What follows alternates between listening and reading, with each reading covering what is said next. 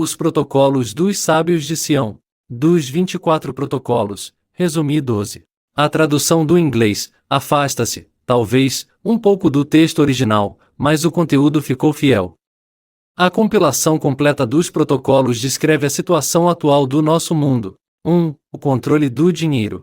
O controle das nações será assegurado pela criação de gigantescos monopólios privados que serão os depositários de imensas riquezas do qual dependerão até os Gojin, não-judeus. É assim que, no dia seguinte a uma catástrofe política, verá seu aniquilamento ao mesmo tempo que o do crédito concedido aos estados. Crises econômicas atingirão os estados inimigos, subtraindo-lhes o dinheiro colocado em circulação, acumulando grandes capitais privados que são assim subtraídos ao Estado. Este último será obrigado a dirigir-se a nós para pedir empréstimo desses mesmos capitais. Esses empréstimos concedidos com juros serão uma carga para os Estados, que se tornarão escravos, sem vontade própria. Eles dirigir-se aos nossos banqueiros para pedir-lhes esmola ao invés de exigir impostos do povo. Os empréstimos estrangeiros são como sanguessugas, não há nenhuma possibilidade de tirá-los do corpo do Estado, pois essas dívidas só poderão se desgarrar por si mesmas ou serem rejeitadas pelo Estado. Entretanto, os Estados Gojin não os rejeitarão, eles farão sempre mais outras, o que os levará a um fim inexorável. As dívidas de Estado tornarão os homens de Estado corruptíveis, o que os deixará cada vez mais à nossa mercê. Observação sobre a situação atual. As dívidas dos estados, dos Länder e das comunidades na Alemanha somavam em 1992 a totalidade de 1.300 bilhões de marcos alemães. 2. O controle da imprensa. Procederemos da seguinte forma com a imprensa. Em seu papel é o de excitar e inflamar as paixões entre o povo, e o público está muito longe de poder imaginar quem é o primeiro beneficiário da imprensa. Entre todos os jornais, haverá também quem nos atacará, mas como somos os fundadores desses jornais, seus ataques se dirigirão exclusivamente sobre os pontos que lhes teremos determinado com antecedência. Nenhuma notícia será publicada sem antes ter recebido nossa aprovação, o que desde agora acontece, pois todas as notícias do mundo são reagrupadas somente em algumas agências. Essas agências, estando sob nosso controle, só publicam o que aprovamos. Nossos jornais serão de todas as tendências, aristocráticos, socialistas, republicanos, às vezes mesmo anarquistas, enquanto existir a Constituição. Esses idiotas que acreditarem que o texto de um jornal reflete sua própria opinião nada fazem, na realidade, a não ser repetir nossa opinião ou aquela que desejamos ver exprimida. Observação sobre a situação atual. Em quase todas as agências de informação do mundo já estão controladas pela Comissão Trilateral e o CFR, todos os dois estreitamente ligados. Eu explicarei mais adiante o que são essas organizações. 3. A extensão do poder. Seremos para o público o amigo de todos. Nós apoiaremos a todos, anarquistas, comunistas, fascistas e particularmente os operários. Ganharemos sua confiança e eles se tornarão assim, para nós, um instrumento muito útil. 4. O controle da fé. Supriremos dos homens sua verdadeira fé. Modificaremos ou eliminaremos os princípios das leis espirituais. A ausência dessas leis enfraquecerá a fé dos homens, pois as religiões não serão mais capazes de dar nenhuma explicação. Preencheremos essas lacunas introduzindo um pensamento materialista e cálculos matemáticos. 5. O meio com o qual provocar a confusão nos espíritos. Para ter domínio sobre a opinião pública, é preciso levá-los a certo nível de confusão.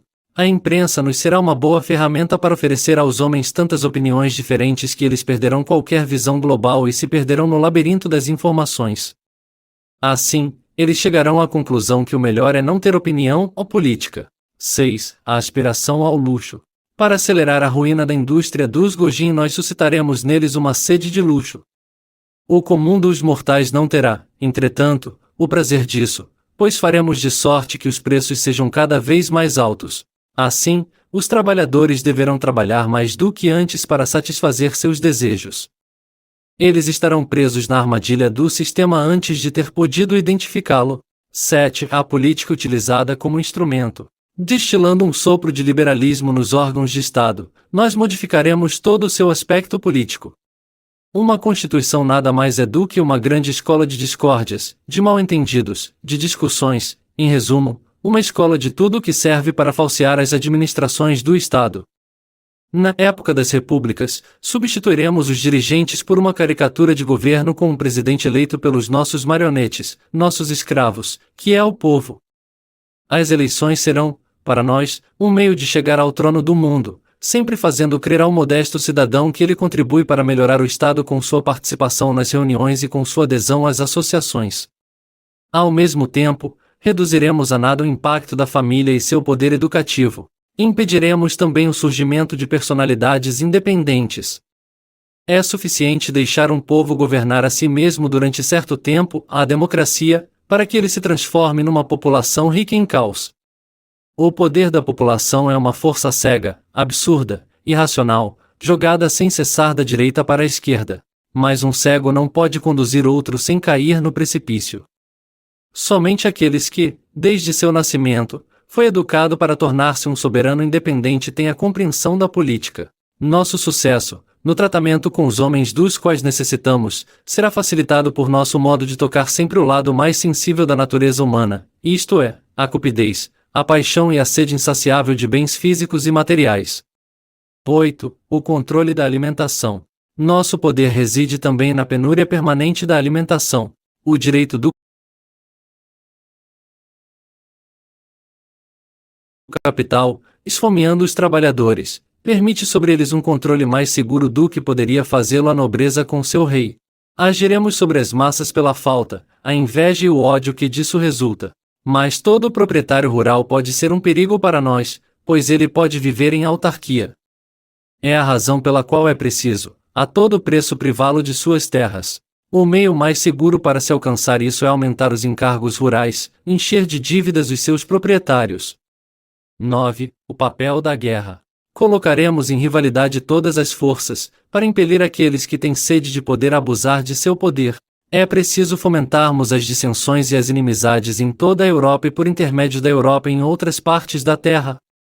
É preciso que sejamos capazes de aniquilar toda a oposição, provocando guerras com os países vizinhos. No caso desses vizinhos ousarem nos enfrentar, é preciso responder a eles com uma guerra mundial.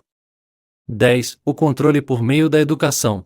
Não incitaremos os Gojin a obter uma aplicação prática de sua observação imparcial da história, mas os convidaremos para que tenham reflexões teóricas, sem fazer relações críticas sobre os acontecimentos que se seguirão. Nesse jogo, saibam que a coisa principal é de tê-los convencido a aceitar as necessidades da ciência. Tendo isso em conta, não cessaremos de criar uma confiança cega nessas teorias científicas, e os jornais nos auxiliarão muito bem quanto a isso. Os intelectuais entre os Gojin se gabarão de seus conhecimentos. O povo perderá, cada vez mais, o hábito de pensar por si mesmo e de formar sua própria opinião. Ele acabará pronunciando as palavras que desejarmos ouvir pronunciadas.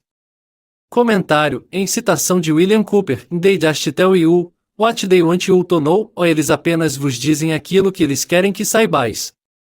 11. O controle das lojas franco-maçônicas. Criaremos em todos os países da Terra lojas franco-maçônicas, nós as multiplicaremos e atrairemos as personalidades que se destacam. Colocaremos todas essas lojas sob o domínio de nossa administração central que somente nós conhecemos e que os outros ignoram completamente. Quem ou o que é que pode vencer um poder invisível? Eis aí onde se encontra o nosso poder. A franco-maçonaria não judia nos serve de cobertura sem o saber. Mas o plano de ação de nosso poder continua sendo um segredo para todo o povo e mesmo para o restante da confraria. 12. A morte. A morte é o fim inevitável para todos, por consequência, é preferível conduzir para ela todos os que são obstáculo para nós. Após ter elaborado esse projeto para dominar o mundo, a nova ordem mundial igual Novus Ordo Seclorum, o Banco Rothschild teria encarregado o judeu bávaro Adam Weishaupt de fundar a Ordem Secreta dos Iluminados da Baviera. Observação do autor: existem muitos escritos positivos ou negativos sobre os protocolos dos sábios de Sião. É proibido reproduzi-los ou vendê-los na Alemanha, onde reina aparentemente a liberdade de imprensa e de opinião.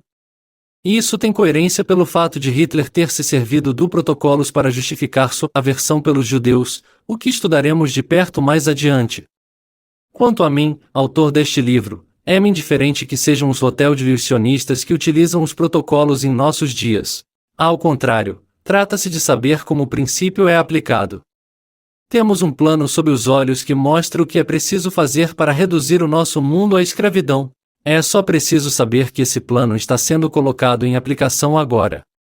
No final do meu livro, exporei com muitos detalhes que o importante não é saber quem se serve desses protocolos. Ao contrário, o essencial é conhecer o princípio que o move e saber que aqueles que são utilizados para isso se deixam levar. Outra forma de alcançar essa finalidade é dividir a terra, criando no Oriente uma sociedade de escravos e no Ocidente uma raça de senhores.